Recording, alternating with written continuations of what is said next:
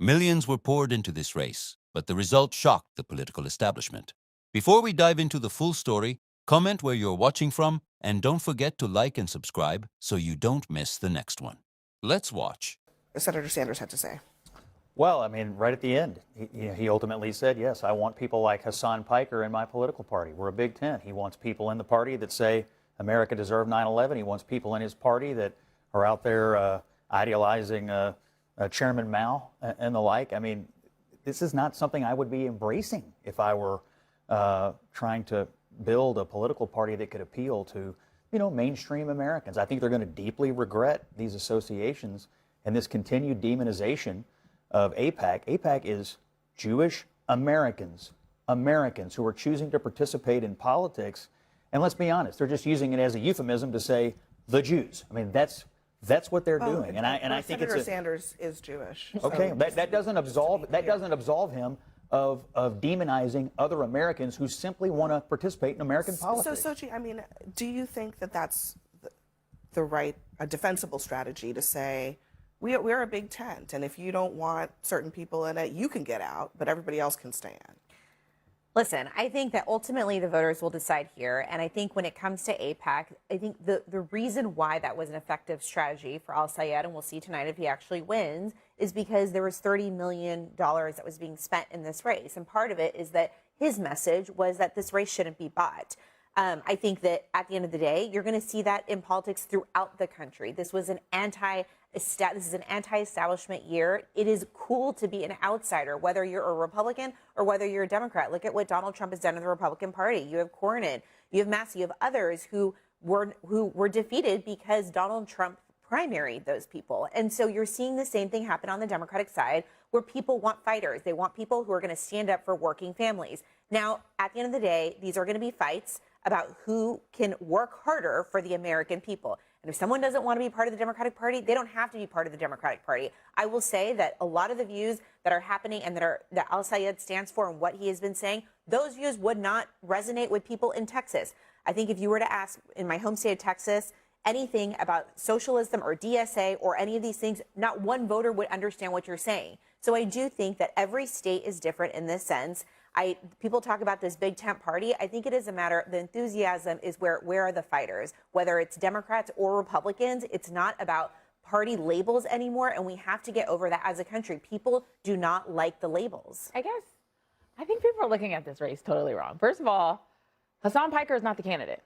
Abdul Sayed is. And Donald Trump has associated himself, and many Republicans have associated themselves with questionable people, but those people aren't the candidates either. The candidate has to run for themselves. Whoever wins, I want the Democrat to win that seat. But Donald Trump won Michigan twice. And Donald Trump is so far away from being moderate. Like, we're pretending like we don't live in this country where these extremes, there's nothing about, the Republican Party is the MAGA party now. Yeah, and it is Donald Trump. Let me finish. Donald Trump's party. And the Democratic Party is actually reforming itself. And I actually am excited about these debates happening in the Democratic Party, because after 2024 and even leading up into 2024, people were like, who are the Democrats? Now, you don't have to like it, but the reality is there's a lot of people in Michigan tonight that did. And you can talk about Israel and Gaza, but we know there are single issue voters, but there are also people who vote for Medicaid, for housing, to be able to afford gas. And that is what a lot of voters are doing. Now, John King pulled up that map.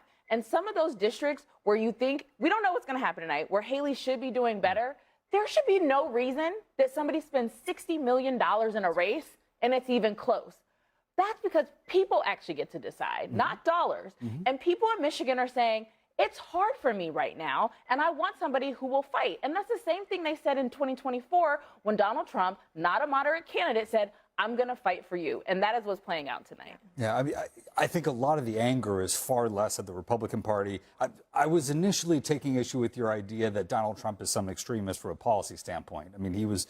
But neither is Abdul. That's the thing. And I'm not alleging that on Abdul's side. I will say it is wrong to view Abdul... You're saying Trump is not extreme? On policy? I mean, he is... on gay rights, he was to the left of when he took office as when Obama took office. Basic stuff, universal tariffs, mass deportations. Those are pretty extreme positions. I mean, mass deportations. I mean, Bernie Sanders was incredibly for strict border control and That's deportations not the same thing up as until 5 mass years ago. deportations. No, I mean, Barack Obama's probably deported more people than Donald Trump is. I know, but the I'm idea just saying that he's an Trump- aberration on Trump policy. But Trump is not moderate. But one of the Trump reasons why he campaigned on the won mass Michigan. He's not an Orthodox One of the Republican. reasons why he all one illegal of the immigrants reasons in the why he won country. Michigan is he And he won. connected well with the voters who were frustrated with an establishment they felt didn't listen to Yeah, him. and that's happening tonight. This is You're what's untying happening. it. This is You're what I'm making saying. a point. Anti-establishment. But I think the biggest thing, though, is the Democratic establishment.